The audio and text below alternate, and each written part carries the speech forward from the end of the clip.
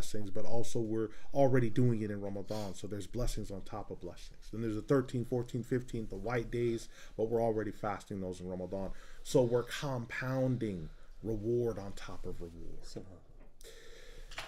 The late start is because, as we've discussed before, a little bit with when we were discussing Manat al-Sabil under the chapter under Som, we were discussing some of the finer details on the Zakat al-Fitr, which inshallah at some point, if Allah rewards, I might upload some durus on this from Manat al-Sabil. Our mission here, at the time I was in Mahad in London, and the time that I was in the US studying in Ashland from Sheikhs there and what have you, whether it was in Canada, whether it was in Mexico, whether it was in the US, whether it's been here. We've always had it as our habit, in order to fulfill the obligation of discharging Zakat al-Fitr, is to gather together the wealth in fiat currency or what have you, and to then convert that wealth into foodstuffs, dry and perishable, and then to disseminate that to fulfill the Zakat al-Fitr. This avoids people cheating, stealing, money embezzling, doing other things, and to be sure that it reaches the necessary parties. So in this Ramadan, this is part of the details of why we sometimes have to discuss these things. Part of the reason of how people can avoid the amount of theft that's happening in Ramadan of Zakat al-Fitr in Dar al-Kufr countries is to insist on converting the fiat currency into dry and perishable foodstuffs and disseminating it. Then you can have a stronger level of assurance that people aren't being robbed. When we last left off, we had from page 59 to 66 in I'tiqad Ar-Rahbi, what we're going through in the relation between that and the Hajj. We have our reader, Brother Asif. I'll be reading the Arabic of the text, and then he will read the translation, and we will be seeing how there's a relation between this and Hajj. The day today, or the first day we'll be looking at, is the 8th of Dhul Hijjah, Yom Tarwiyah, and the relation between that. As we go, you'll start to see the pieces flood together. Bismillah ar-Rahman ar-Rahim. فإن الواجب اعتقاده وهو أن يعلم أن الله واحد أحد فرد صمد. It is wajib to hold the following matters of one's creed, and it will include: one is to know that Allah is alone and unique, the solitary, the eternal. لم يلد ولم يولد ولم يكن له كفوا أحد. He neither begets nor is he begotten, and there is no comparison to him.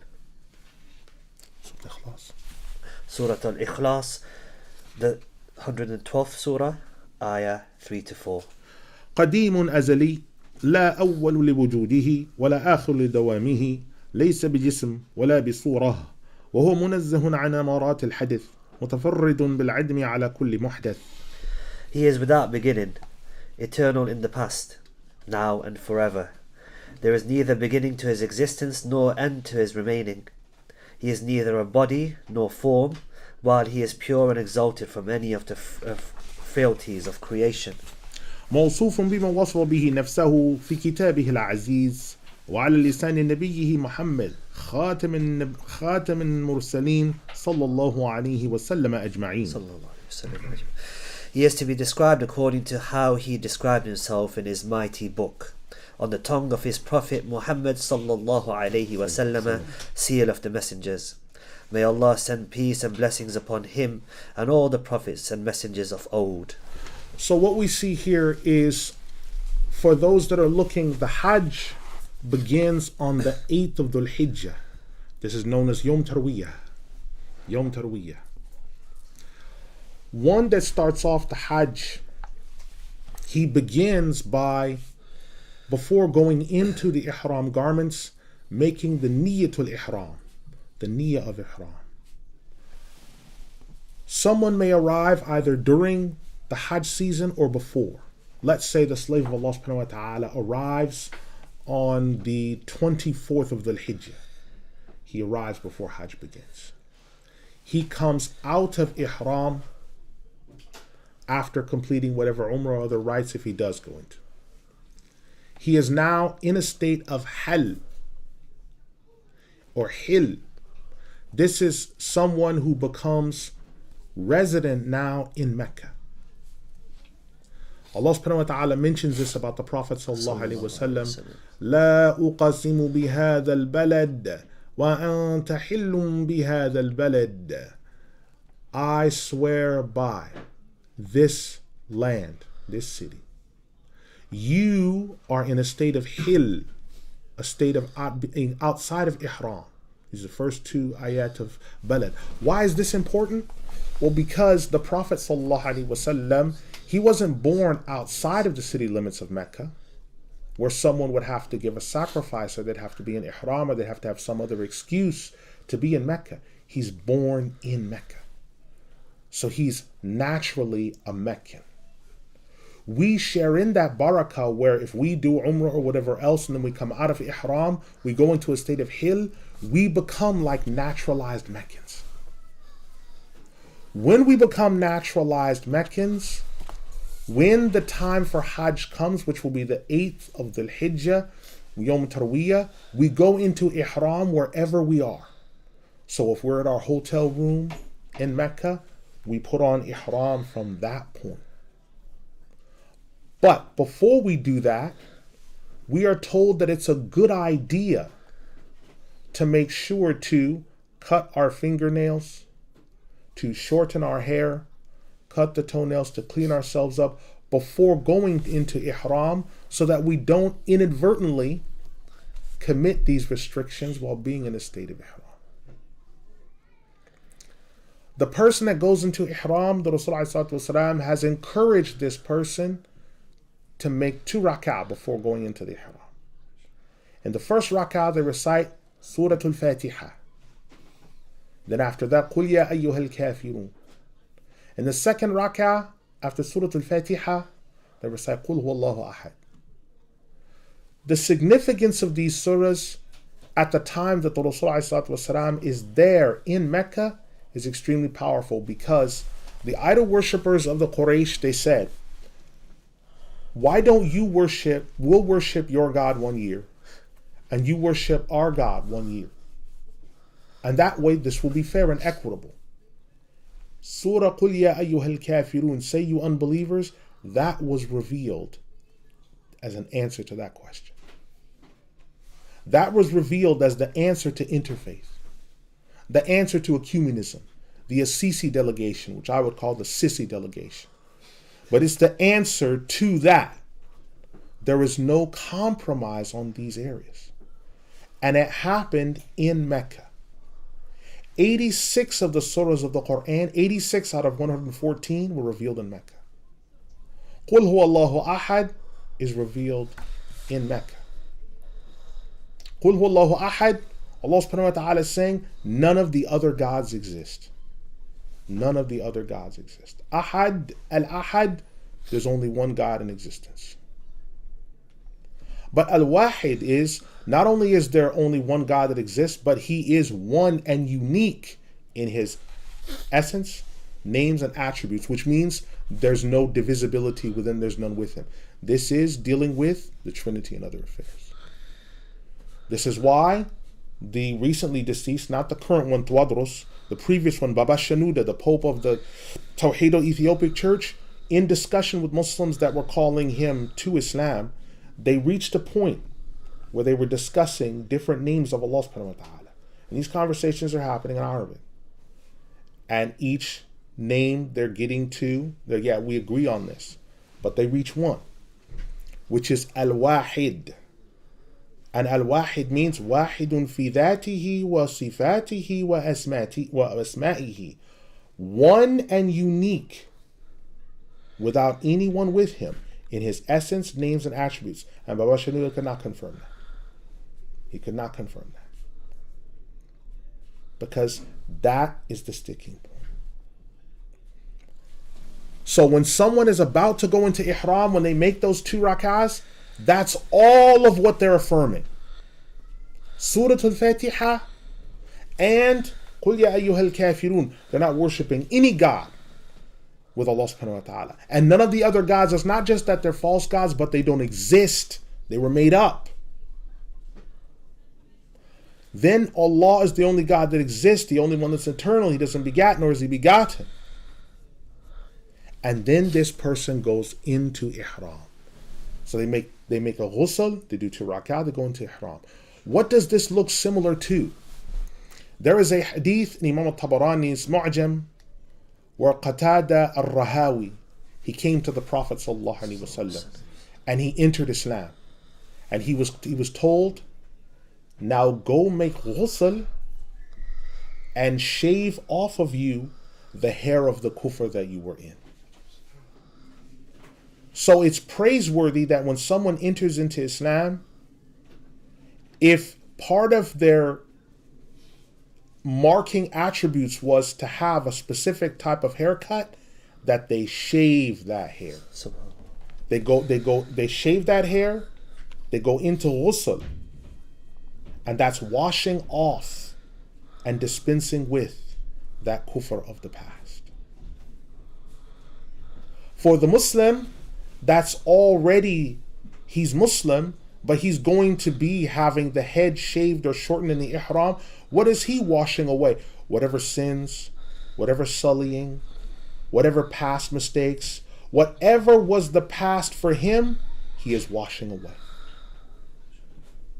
We're told by the Prophet ﷺ that someone who makes hajj and he doesn't commit any lewdness or cursing or wrong actions, that he emerges like the day his mother gave birth to him. Let's look at that. When the child is born, male or female, on the 7th day, he or she receives the name and the head is shaved. The head is shaved. Well, what's he accruing? He's not accrued any sin. No, but it's the marker of the past of what he belongs to, because he belongs to Allah subhanahu wa ta'ala. In the past, people, what they would do is they would sometimes dip the children's head in blood to represent a covenant or an oath to another God besides Allah subhanahu wa ta'ala. Or they would immerse the child in water, as the Christians sometimes do for infant baptism, whether it's immersion or sprinkling, and which in Arabic is known as sibgha.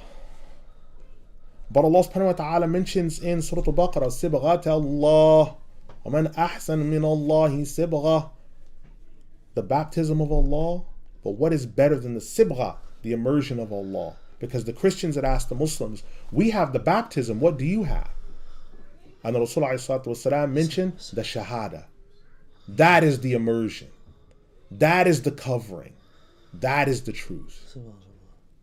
It's not in the blood of rams or oxen that you dip your heads in, or the children's heads in, or that you sprinkle on altars, sacrifices done on altars. None of that. It's not baptism in water, because that water has no effect. Not at all.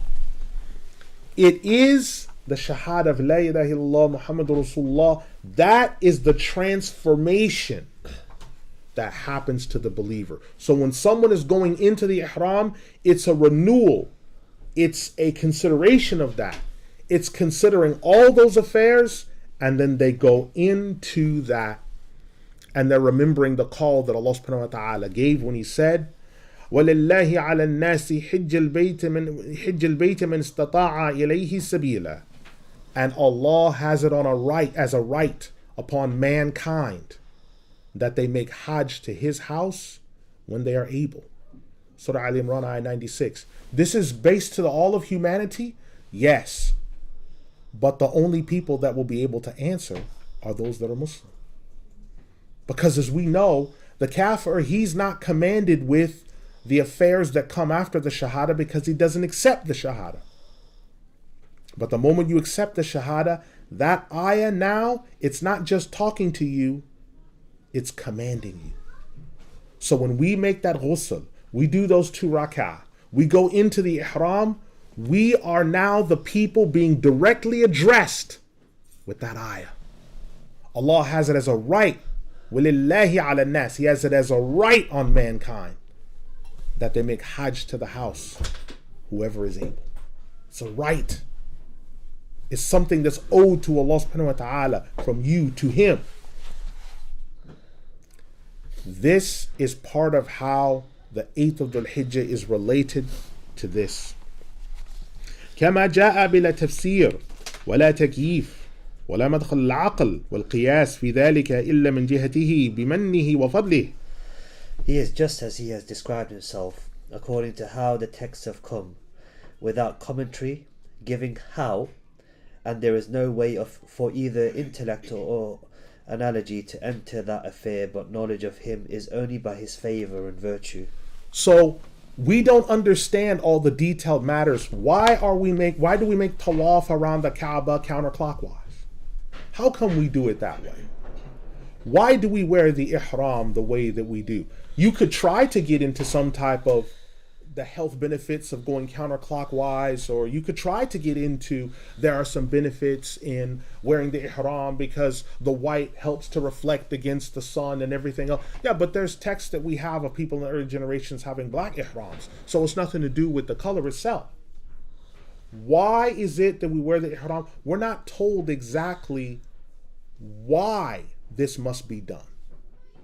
We're given the history behind it, but we're not told exactly why and what is the wisdom behind all of it. So we wind up, just as he described himself according to how the texts have come, without commentary, giving how, and there's no way for either intellect or analogy to enter in. We're not given the answer to all the questions. Sometimes we are, but not all the time. Some laws that Allah subhanahu wa ta'ala has given us, He doesn't give us the exactitude or the detailed explanation of why this is the case. But if He's told the truth about everything else, if He's told us the haqq, the righteousness, the reality on everything else, then this is going to be true as well. And we accept that. فهو السميع لجميع المسموعات والبصير لجميع المبصورات القادر على جميع المقدورات العالم بجميع المعلومات. So, He is all hearing and hears all things that could ever be heard. He is all seeing and sees all things that could ever be seen. He is all powerful and has power over all things that could have power or ability. He is all knowing and knows all things that could ever be known. الخالق لجميع المخلوقات المدبر لجميع الحوادث والمرادات الحق الدائم الباقي المتكلم الحكم في جميع المصنوعات لا إله إلا هو. He is the one that created from nothing, and He has created all things that could ever have been created. He is the designer of all things that could ever have been brought about or intended. He is the one true God, always existent, everlasting, the speaker of revelation, the judge in all things that could ever be resolved. There is no God but Him. ولا رب سواه ليس كمثله شيء وهو السميع البصير برواية قانون. And there is no Lord besides Him. There is nothing like Him, while He is all hearing, the all seeing. Surah Al-Shu'ara, the 42nd Surah, Ayah 11. So when the person goes into the ihram, he's made ghusl, he's made the 2 rakahs, he's made the intention. As a precautionary method, he shortened the hair and shortened the nails. Now he puts on the ihram. لبيك اللهم لبيك لبيك لا شريك لك لبيك إن الحمد والنعمة لك والملك لا شريك لك. He makes the talbiyah. I'm here, Allah, at your service. I am here, Allah. There is no partner for you. You are alone and one and unique. You possess the praise, the favor. There is no partner for you. This is the 8th day of Dhul Hijjah. He's in ihram. That slave of Allah subhanahu wa ta'ala is now making his way from wherever he made ihram from to the tents of Mina. He doesn't know if he'll make it. Some people on the way to the tents of Mina, they have heart attacks, they die. Some on the way in the buses, they have a car accident. They have heat stroke. I saw a man get HVAC'd. A helicopter came and pulled the person off of the roof of the bus. because he had some type of cardiac event. And that was as far as he got on his Hajj. But our niyyah is to get to the 10th city, to do the talbiyah, to establish the salawat. And our niyyah is to make it to the penultimate portion of the Hajj, which is the 9th of Dhul Hijjah, where the Rasul ﷺ said, Al-Hajju Arafah. The Hajj, its penultimate, is Arafah, as the hadith in the Suyuti's collection. Al-Hajju Arafah. The Hajj is Arafah. More than 15 rulings. This hadith is 2 words, but more than 15 rulings come out of that 2-word hadith. It's only 2 words. There's scholars that have collected books on 2-word ahadith, where there's a hadith where it's just 2 words, and the scholars flesh out all the rulings from that 2-word hadith. When we started working on a hadith and the mahad, we would be given very simple ahadith like that, 2 words, and then we would build up. This is what the slave of Allah that's on the 8th of Dhul Hijjah, he's looking to do. The talbiyah happens the whole time. He is going from the ihram to the bus or the means of transportation. He arrives in Mina. He's only stopping the talbiyah if he needs to relieve himself and renew his wudu, when it's time to make salah. But he does little or no socializing because his whole business is just the talbiyah and the associated adhkar. All around him, other slaves of Allah subhanahu wa ta'ala are also doing the talbiyah. Whether it's in unison, individually, but they're all doing that reminder. Labbaik Allahumma labbaik. All of them are doing this reminder. La sharika lak. And this is not only the warning, this talbiyah is not only a warning against major shirk, but it's a warning against the minor shirk as well that can destroy deeds. Because the minor shirk is where you're doing an action to be seen of others, and the hope that others might look at it, also known as shirk al-riya, the shirk of showing off. He's looking for protection from that too. The major shirk, but the minor shirk as well. Because it can spoil what he started off to do in that Hajj. If he sees someone that he recognizes from the same country or the same location or the same locale, oh, he sees me. Let me go the extra mile to look extra. Let me go the extra mile so that he sees my ihram is a little bit wider than his. I'm a bit purer than him. I've got a better tent than him. I have the better food than him. No. Someone might ask, how can that happen in ihram? It can if you're not careful. Because it will defeat the purpose of what the ihram is about. Let me mention 2 things before moving forward.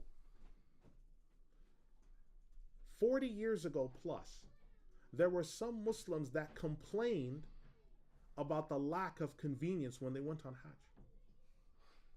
So inconvenient. There's this. They have inns, but they don't have hotels. I mean, when I've been to such and such country, I had all the trimmings. I had a great five-star hotel. I had this. I had that.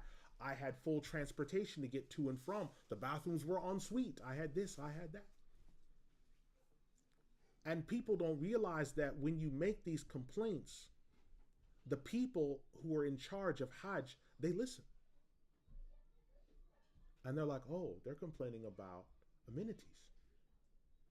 So then they upped the amenities. And now you have people complaining about the excess in amenities. Oh, there's this big tower. It feels so secular. There's all the shopping centers. You just got through complaining 40 years ago about how there were no amenities. Now there are amenities on such a level that it's overwhelming, and now there's just too many amenities. And then they blame the government. The government's position is austerity. That's why they liked when there were fewer amenities. So don't blame the government. The government there is responding to you. The expansion of Al-Masjid al-Haram is responding to you. The reason why there's Hardee's and Baskins and Robbins and TGI is you. You're making these demands, not them. They go home, they eat basbousa, they eat sambusak, they eat fool, they eat manaqish. They're not eating any of the stuff that they're eating. You're at home eating manaqish. You want the TGI Fridays because you complained to the ministry, and they've responded. You complained about the lack of shopping, so they gave it to you. Whether it's there or Dubai, you can't complain about the government because the government there, that's not their position to have that level of largesse in religion, because we're aware that the religion of the people that are in the government there are about extreme austerity. So it's not them. It's us that made these demands.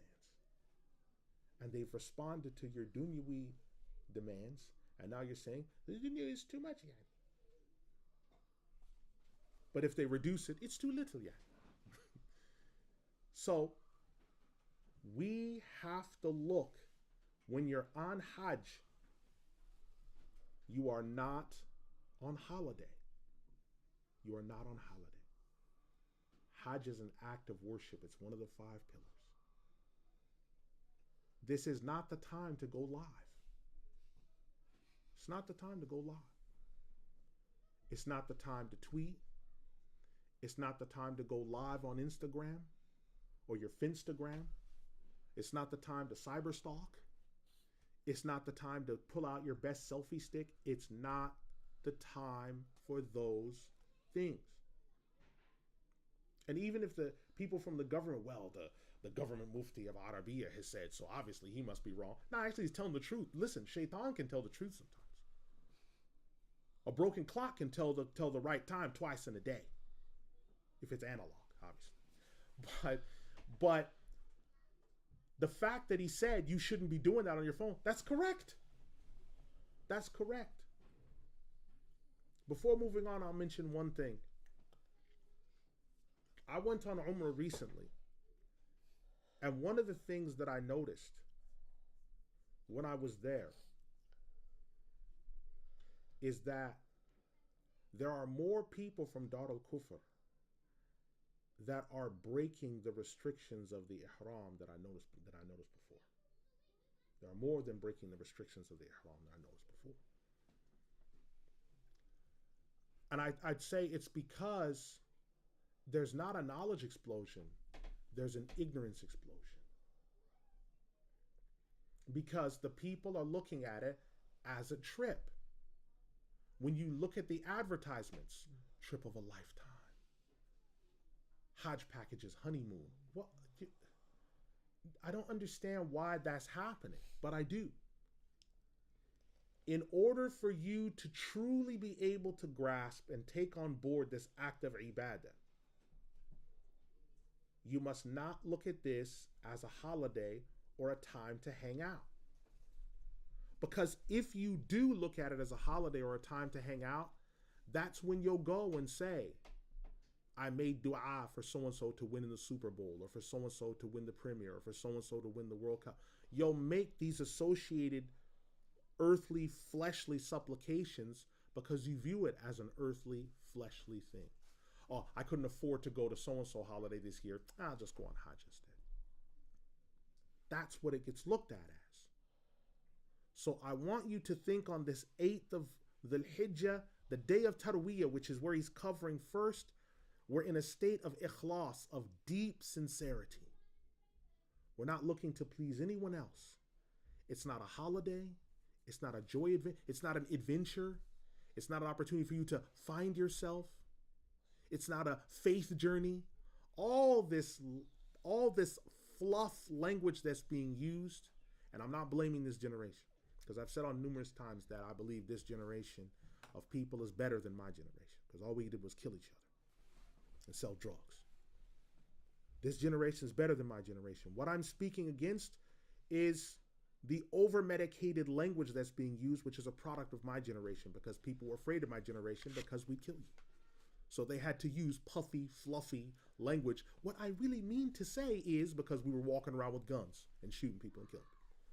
So the language became sanitized.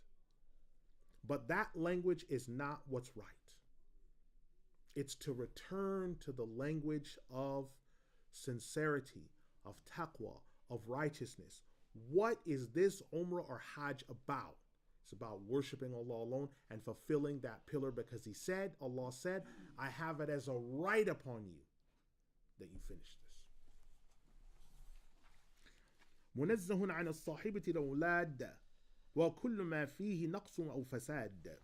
He is exalted and pure from consort, children, or any of what implies shortcomings or corruption. So He, Allah subhanahu wa ta'ala, He's free of that, and that's in the talbiyah. لبيك اللهم لبيك لبيك لا شريك لك لبيك. I'm here for your service, Allah. There's no partner for you. You possess all the praise. You possess all the favor. There's no partner for you. That's stated, it's repeated twice in the talbiyah. قدر المقادير قبل أن يخلق العباد وفرغ مما هو كائن إلى يوم الميعاد وما بعد ذلك. He has ordained all things meant to before He created mankind, and He has completed that which is to be until the last day and what is after that as well. Right, so when we see this, He has completed everything and ordained everything. So when you are there on the 8th of Dhul Hijjah, you're at the tents of Mina, no one but Allah subhanahu wa ta'ala could have brought you there.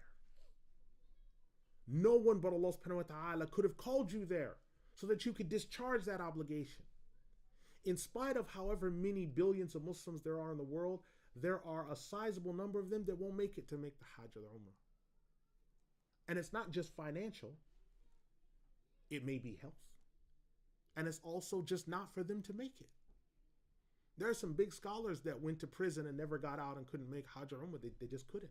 Meccans, they couldn't do it because they were locked up.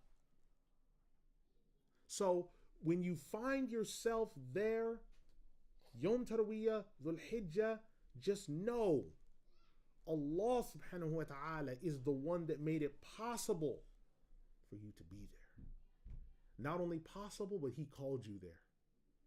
Because no one could bring you there but Him. No one could bring you there but Him. The fact that you were able to get into Ihram, no one could let you know the rules of Ihram but Him. To know the fiqh, to do all that but Him. So that you carry it out so that it's pleasing to Him, that it's acceptable to Him, that He accepts it as an act of righteousness. No one could do that but Him. Now it sounds much different when I've said this. When you hear the Hajj people being referred to as guests of Allah, it's different now, isn't it? Because now the power of it comes home. For that time you're there, you are the guest of Him subhanahu wa ta'ala in His most sacred place on earth, where He says, you may be here for this time. فلا يكون في جميع المخلوقات إلا ما أراده وقضاه وقدره فكل ما يوجد من عمل. There is nothing in all the created things except that is what He willed, ordained and destined. All of what is present of any deed He has ordained. أو أمر أو رزق أو أجل أو حياة أو موت أو خير أو شر أو نفع أو ضر أو طاعة أو معصية أو هداية أو ضلالة.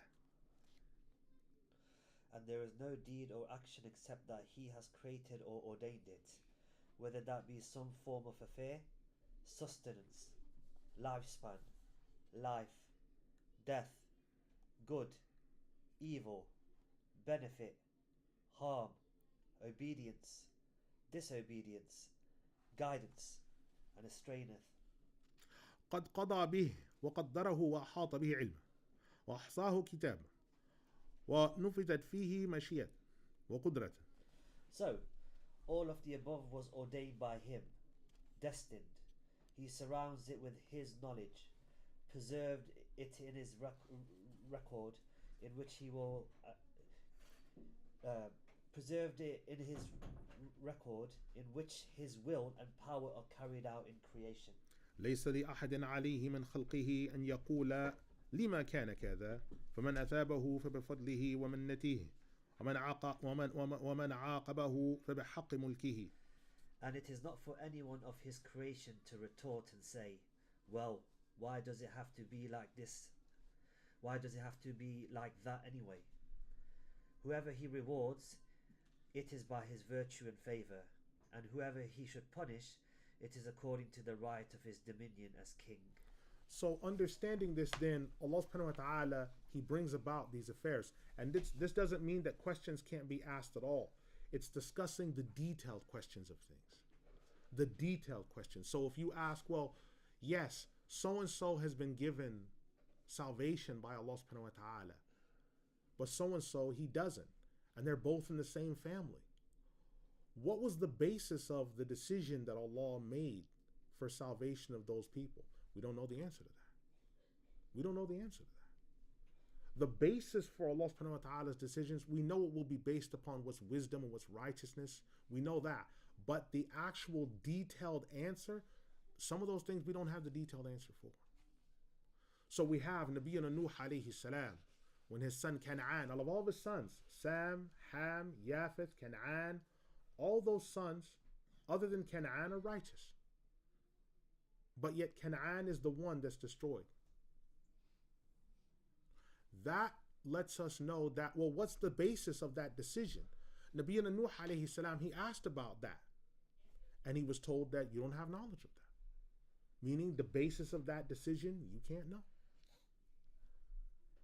You can't know the basis of that decision. وبعث النبي محمد صلى الله عليه وسلم بالرسالة وإلى كافة خلقه لينقذهم من الجهل والضلالة وختم به النبيين ونسخ بشريعته ما خالفها من الشرائع أجمعين. And he has sent the Prophet Muhammad, peace and blessings of Allah be upon him, with the message to the whole of creation and to give them unearned salvation from ignorance and astrayness. And Allah made him the seal of the prophets, made the revealed law brought by him to abrogate whatever is in contradiction to it of any laws previous or after. Okay, so he gave them unearned salvation. This is the word used here, لِيَنْقَذَهُمْ, is inqadh in Arabic. Inqadh is where someone hasn't earned something. They're given salvation without it being earned. There's nothing someone could do to earn Allah subhanahu wa ta'ala's salvation. You're not Muslim because, well, I'm Muslim, which means the reason why I'm Muslim is because I'm better than him, because I'm darker than him, or because I'm lighter than him. Or when I speak this language, I speak it because it's my first language and it's not his first language, so I'm better than him. Or I made the decision. When you hear some people speak about Allah subhanahu wa ta'ala, they say, well, I'll try out Islam. You don't put a king on a probationary period. I'll give it a look, you know. I watch these things because I'll watch popular culture. You'll see people give the Instagram message, Allah is my homie. Huh? Because of how they view their Lord, that it's something they did, that it's something they earned, that it's something that they made the decision. Well, I mean, when I look at how my relationship with Allah is, you know, there's often questions that I have that I don't get answers. Who are you to demand these answers when you are barely functional in your world? Let's look at this in perspective so we understand the basis of this relationship. Throughout the Qur'an and the Sunnah, no one goes on a search for Allah. No. Allah subhanahu wa ta'ala has revealed himself either to a people or to a prophet, where he's revealed himself and then sent down revelation. It's not someone went looking in the wilderness, where are you? Shouting at the sky, and then he answered. No. He revealed himself or sent down revelation. He is the starter of, beginner of that relationship. And based upon that, people respond, either with kufr or with Iman. But the people that respond with Iman can only do so because he is the one that gave them the capacity to answer. Someone laying dead on the emergency room table does not grab the paddles and electrocute himself and yell clear. It's external to him. Allah subhanahu wa ta'ala is the one that must quicken you because you are spiritually dead. That's why in the Qur'an, half of the time when the word motat, deceased, is used, it's talking about kuffar because they're spiritually dead. They're spiritually dead. And the one on the 8th of Dhul Hijjah is at one of the most awakened and quickened points in his life because he's going to the most sacred places of Allah subhanahu wa ta'ala's land and declaring his oneness, his righteousness, and he's declaring his slavehood. Lord, I am here for you. That is the power of that moment. When it's mentioned about his law, he's the seal of the prophets, made his revealed law brought by him to abrogate whatever is in contradiction to it of any laws previous or after. This is not just Kafir law, whether it's British law, American law, EU labor law, whatever other laws, it's not just that. It's whatever laws were brought by any other prophets, no matter how righteous it was. So the Torah is abrogated. The Zabur is abrogated. The Injil is abrogated. The Suhuf is abrogated. Whatever was brought by any other prophets is abrogated by him. And it's disobedience to try to go back to it because it's been abrogated. That is the law that was brought by Allah subhanahu wa ta'ala to restore that message from before and to abrogate and to bring to its end any other thing as before. So the children of Israel who are still insisting on the 613 laws, they are mistaken because that's abrogated. If there's some people somewhere in the world we don't know that are trying to still follow the Suhuf of Nabi Ibrahim alayhi salam, they're wrong to do this because that's not that time. وجعل معجزته الدالة على صحة نبوته القرآن العظيم الذي لا يأتيه الباطل من بين يديه ولا من خلقه تنزيل من حكيم حميد. And he made the long-standing miracle of his prophet, the Grand Qur'an, which shows the validity of prophethood. It is this very book in which no falsehood comes from before or behind it. It is the revelation from the Most Wise, the worthy of praise. Surah Al-Fussilat, the 41st Surah, Ayah 41. الذي عجز جميع الفصحاء عن معارضته وأقره الله تبارك وتعالى في يدي أمته لبقاء شريعته إلى يوم القيامة. This revelation confounded all the eloquent who thought themselves wise that opposed it, and Allah, blessed and exalted be He, strengthened and established the revelation in the hands of His Ummah so that this revealed law might remain until the day of resurrection. And that's exactly what we see. Men the world over are not just memorizing this Qur'an, Allah. but they're commenting on it, Allah. reflecting on it. Encyclopedia Americana, page 494, says there's no book in history that's been more studied and more commented upon than the Qur'an. Or as they spelled it, Quran. But we know what they mean. The point of the fact is, there are men that spend their time reflecting, examining, and further commenting upon and adding to the rich legacy of what we received as this Qur'an. So much so, the person on the 8th of Dhul Hijjah is reciting 2 surahs of it, the Fatiha and Kafirun and Nas, in his salah before going into Ihram.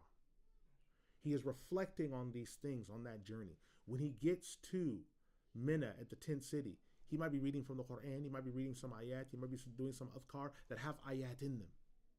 But he's reflecting on this mission.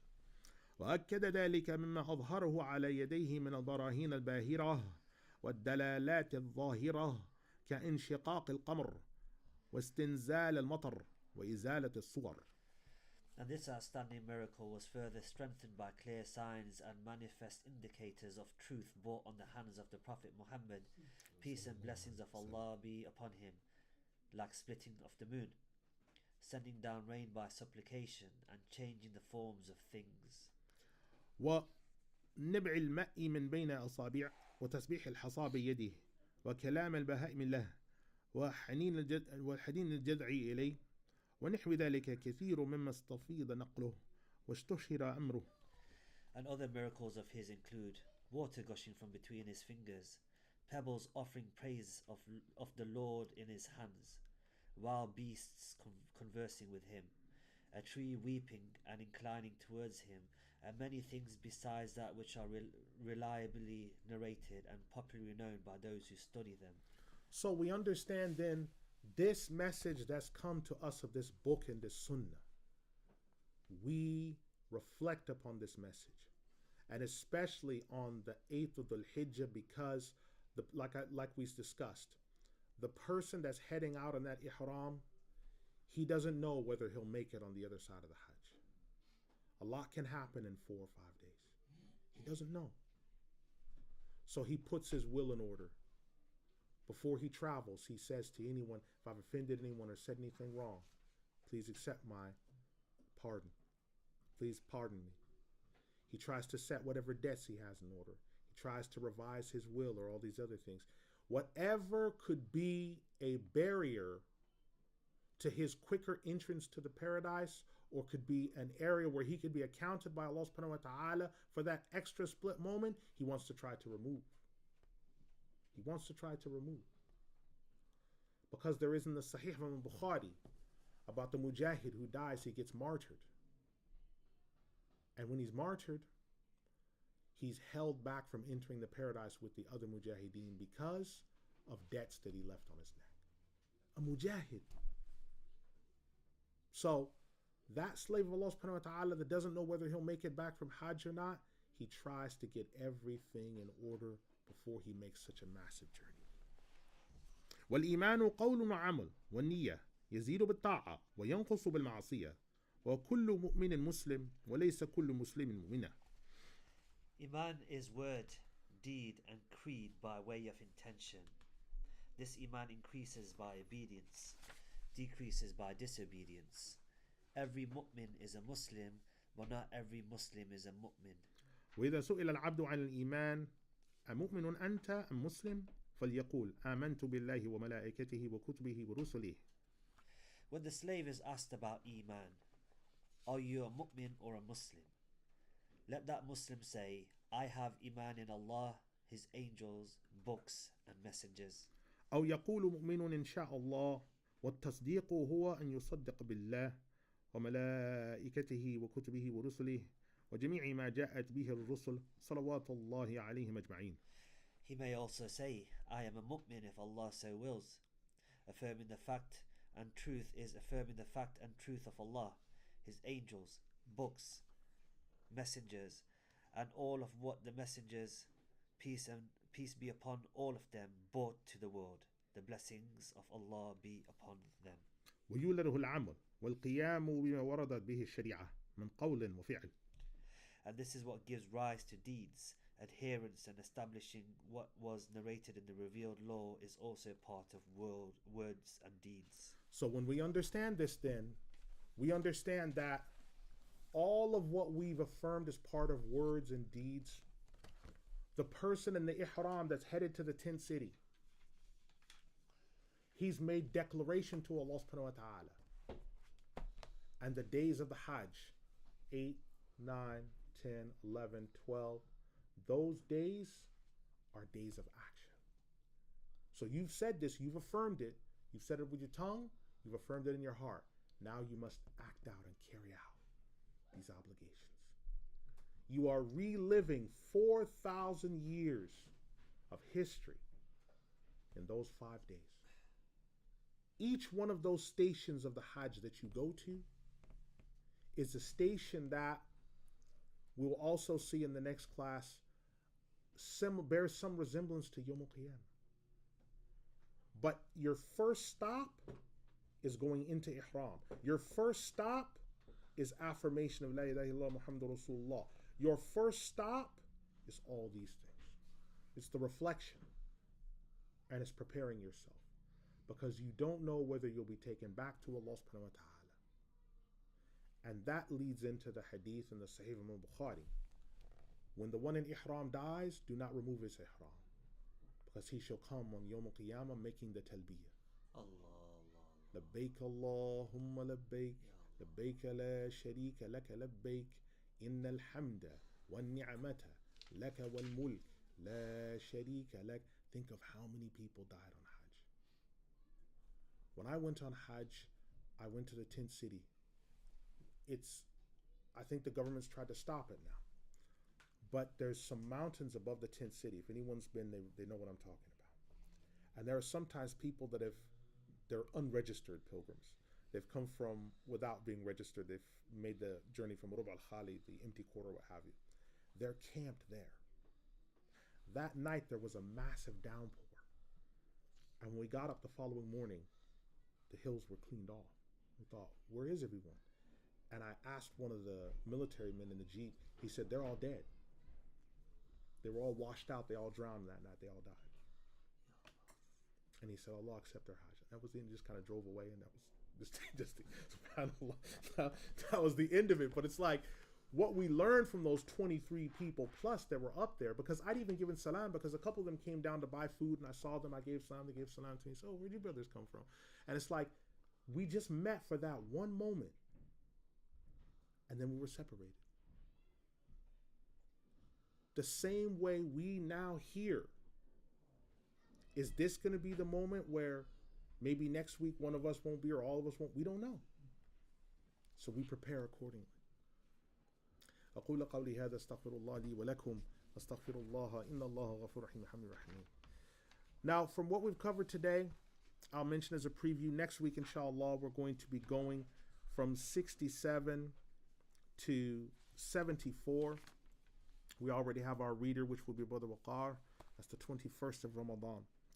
We'll be looking next week on the 9th and 10th of Dhul Hijjah, the relation. So the middle of this book is the penultimate portion of this book.